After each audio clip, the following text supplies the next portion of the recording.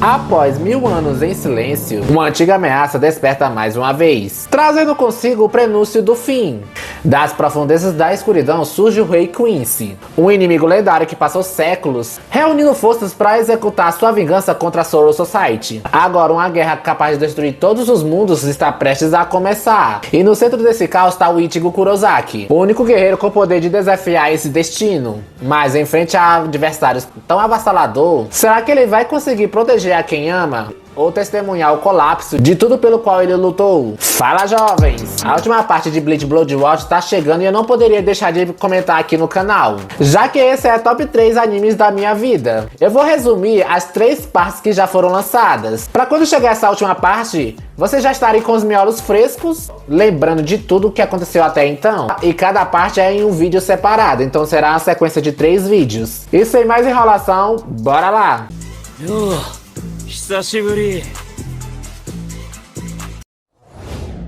A história começa com o retorno de uma ameaça que permaneceu adormecida por mais de 1000 anos.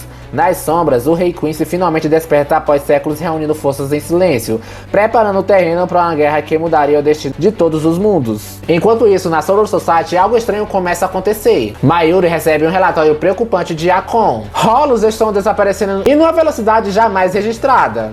Pro Mayuri isso significa já uma coisa: apenas os Quincy seriam capazes de provocar um desequilíbrio tão grande e tão perigoso entre os mundos. Ao mesmo tempo, na cidade de Karakura, um grupo de jovens Shinigami lutam desesperadamente contra uma enorme horda de Hollows. A derrota parece inevitável, mas quando toda a esperança está prestes a desaparecer, o Ichigo e seus companheiros entram em ação. Orihime ergue sua barreira para proteger seus aliados dos ataques inimigos. Shed avança com uma verdadeira força da natureza, esmagando tudo ao seu redor e matando vários inocentes no processo.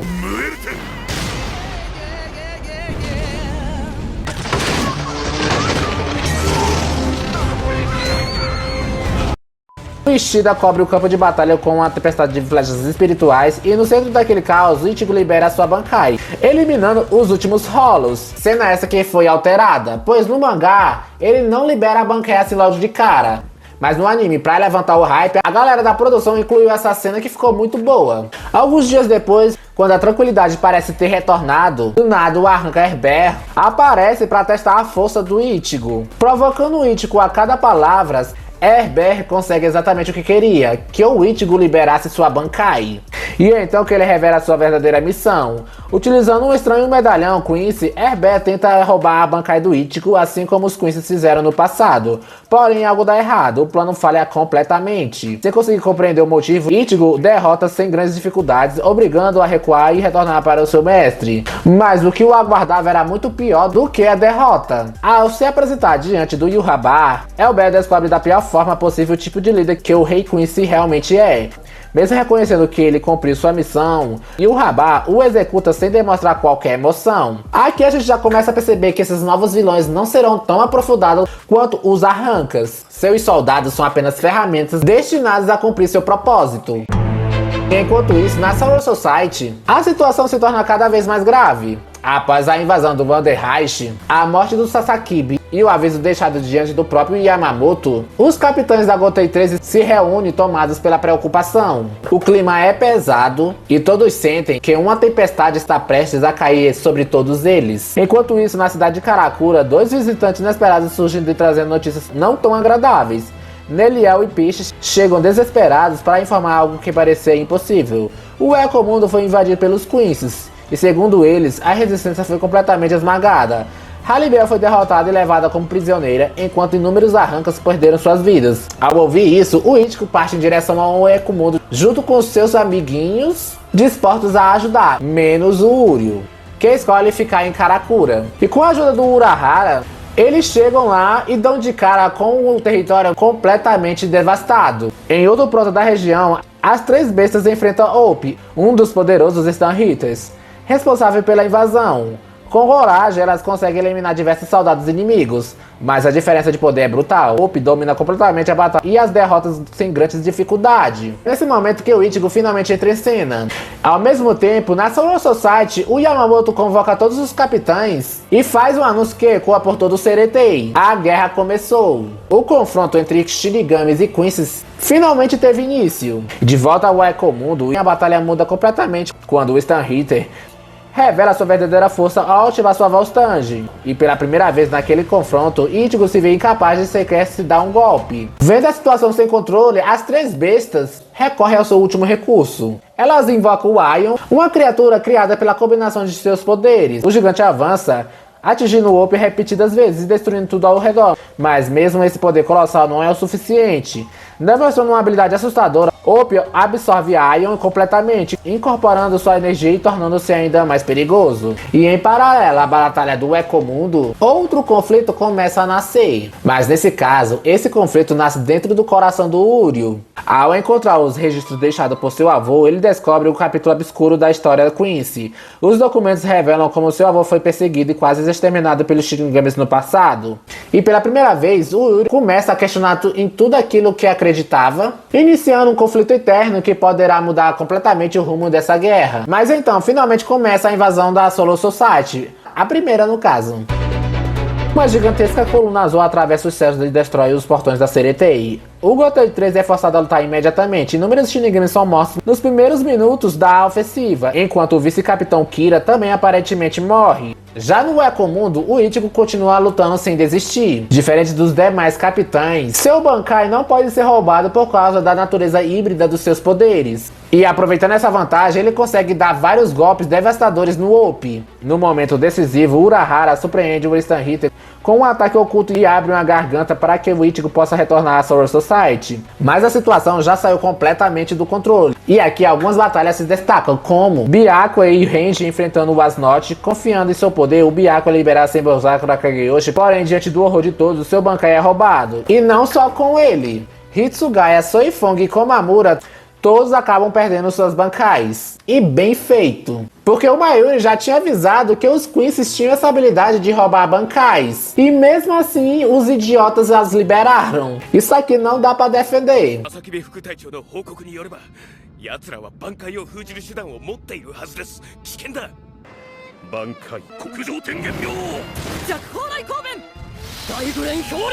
Você é maluco, é?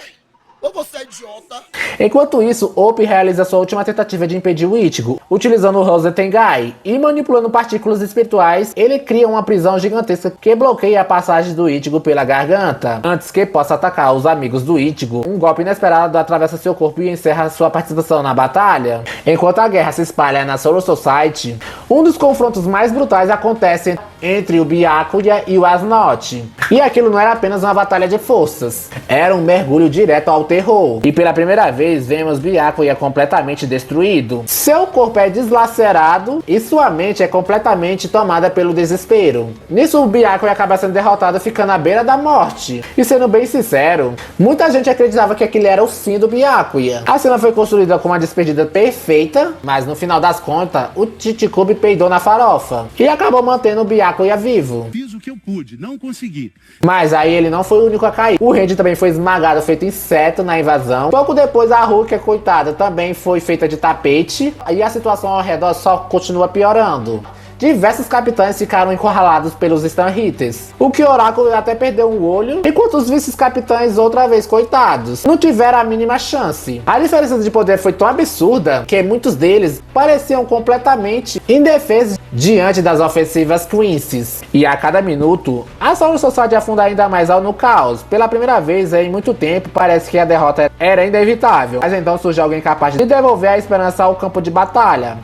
O Zaraki Kenpachi. Movido apenas pelo prazer da luta, ele atravessa o exército do inimigo como uma força da natureza. 3 Stanhitters são derrotados em sequências e por alguns instantes parece que ninguém é capaz de pará-lo. Até que o Yurrabai entra em cena. E mesmo Kenpachi, que estava esmagando seus adversários sem nenhuma preocupação, acabou sendo derrotado em questão de segundos. Pouco depois, outro acontecimento faz a fúria do Yamamoto atingir o limite. Driscoll Burst utiliza a Bankai roubada do Chojuro Sasakibe contra o próprio Gotri 13. E naquele instante, memórias de 2000 anos atrás retornaram à mente do velho comandante. E tomado pela revolta, o Yamamoto libera sua Shikai.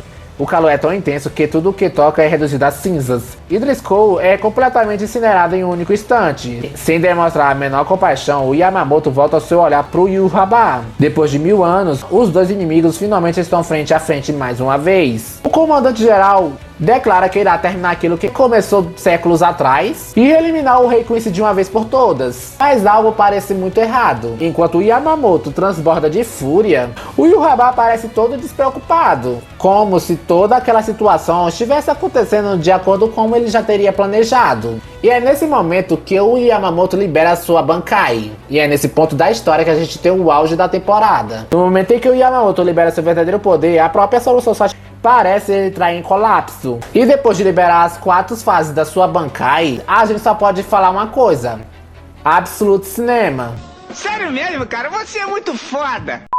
E quando o Yamamoto parece que já tinha demonstrado todos os poderes de sua Bankai, ele revela sua última técnica, Zanka no Tachi Norte, Tenshin Kaijin. Um único movimento, um único corte. A lâmina atravessa o corpo de batalha e corta tudo ao seu redor. Quando a poeira baixa, a figura do Yhwach parece ter sido completamente destruída. A vitória parece garantida, certo? Acho que não! Bem, depois dessa luta insana, é revelado que o homem que o Yamamoto derrotou não era o Yhwach. Era Royd Lloyd, um Instant Hitter que era capaz de copiar perfeitamente a aparência, as memórias e até mesmo a pressão espiritual de outras pessoas. Durante todo aquele tempo, o Yamamoto estava apenas lutando contra o Minion do Rei Quincy, o que é de certa forma meio broxante, né? O comandante das 13 divisões que tem mais de não sei quantos mil anos nas costas, ser enganado pela uma cópia. Isso aí ficou meio aquém, né? Mas bora prosseguir. Vocês querem sacanagem, né? Vocês querem, né? Nisso, o verdadeiro Rei Quincy fica observando tudo à distância. Quando o Rod finalmente cumpre seu papel, e o Yhwach surge diante dele e simplesmente executa o próprio subordinado. Mas mesmo antes dessa batalha acontecer, o Yhwach estava visitando outra pessoa. Ele visitou o Wise em sua prisão, oferecendo a ele um lugar em seu exército, para que juntos pudessem criar um novo mundo sobre o domínio dos Quincy's. Mas é claro que o Wise recusou imediatamente. Agora, de volta ao presente, o verdadeiro confronto finalmente começa. Yamamoto está exausto. Depois de usar todo o poder da sua Bankai, seu corpo já está quase sem manter o mesmo ritmo. E o Yhwach sabe disso. Sem encontrar qualquer resistência, o Rei Quincy utiliza seu medalhão e rouba sua Bankai.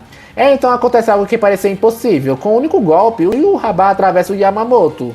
O corte divide o corpo do comandante-general meio diante dos olhos de todos. Enquanto os capitães observam a derrota do Yamamoto sem conseguir acreditar, o desespero já tomou conta da Soul Society. Pela primeira vez em séculos, parece que ninguém é capaz de impedir o avanço dos Quincy. Ao mesmo tempo, dentro da prisão espiritual criada por Ope, Ichigo começa a sentir algo estranho. E mesmo sem estar presente no campo de batalha, o Ichigo consegue sentir o sofrimento de todos aqueles que estão naquela guerra dentro da Soul Society. E nisso ele explode de fúria. Tomado pela raiva, Ichigo libera um grito ensurdecedor que faz o próprio espaço tremer. Sua energia espiritual dispara violentamente. A prisão Quincy começa a rachar e no instante seguinte, ela é completamente destruída.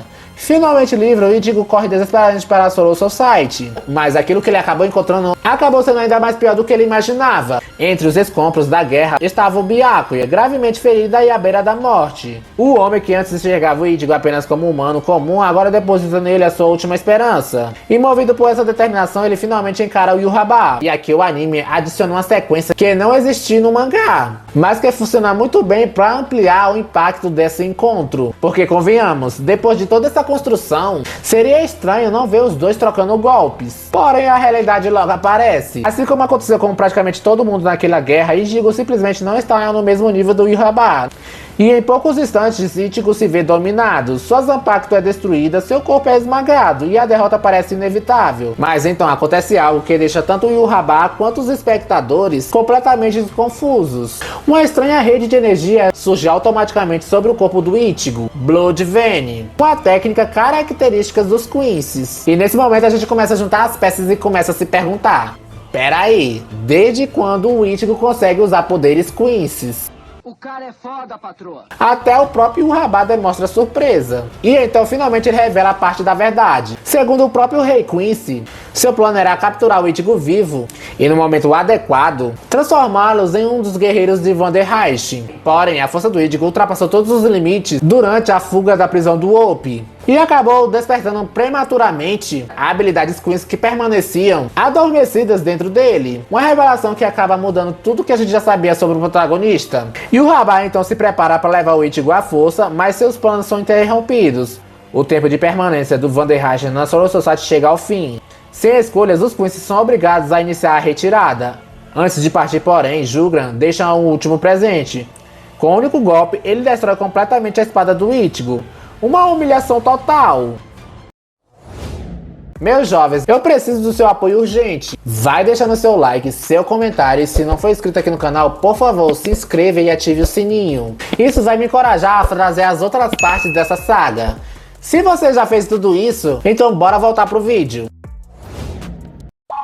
Algum tempo depois, sem recuperar do desastre, chega a Divisão Zero, os Guardiões do Palácio Real, guerreiros cuja fama diz que possuem um poder superior ao de todo o Goten 13 reunido. Pelo menos era pra ser. Mas a missão deles é simples, proteger o Rei das Almas e garantir que a próxima invasão não termine em tragédia. E após analisar toda a situação, eles tomam uma decisão imediata. Ichigo, Rukia, Randy e Byakuya serão levados até o palácio. Lá eles poderão se recuperar dos ferimentos e receber um treinamento especial para o confronto que ainda está por vir. E ao chegar ao Palácio Real começa todo aquele treinamento. O Ichigo e o Randy acabam passando por todos os membros da Guarda Real, até que chega no Nimaya e durante 3 dias e 3 noites eles enfrentam incontáveis espadas sem mestres, lutando para demonstrar o seu vínculo com suas próprias almas. O Randy consegue e acaba aprimorando as habilidades da sua Bankai, porém o Ichigo falha.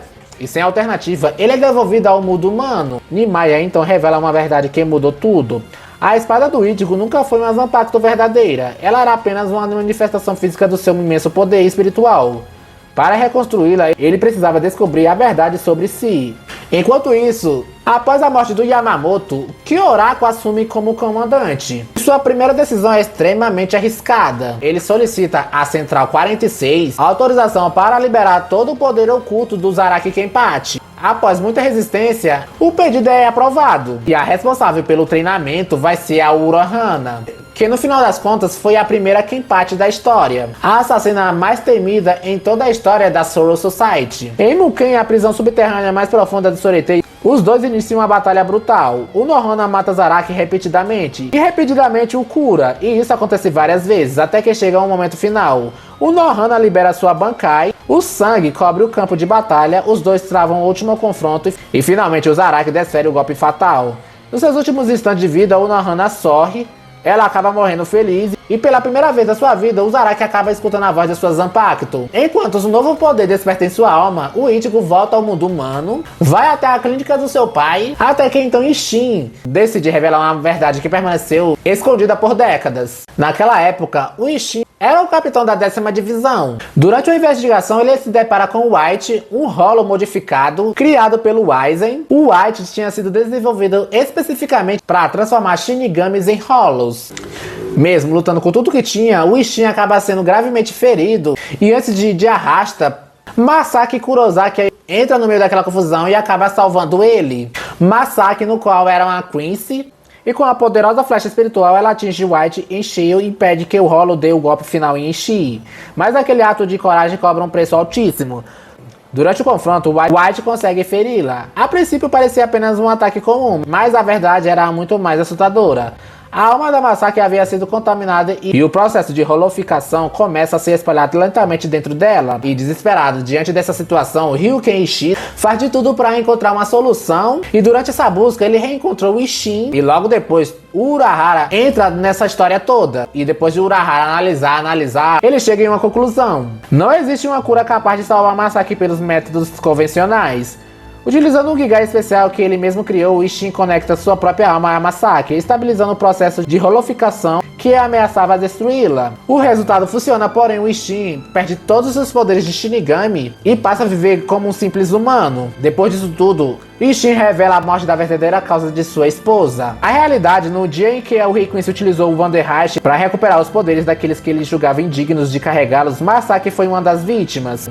E justamente naquele momento de vulnerabilidade, o Grandfish apareceu. Sem seus poderes espirituais, Masaki não tinha como se defender, e assim aconteceu a tragédia que mudou a vida do Ichigo para sempre. E agora, finalmente revelada toda a sua origem, Ichigo retorna ao Palácio Real. Ele entende quem realmente é, parte Shinigami, parte Quincy, parte Hollow, uma mistureba de raças, e na força de Yotsune Maya, Ichigo atravessa novamente o poço dos Asaushi.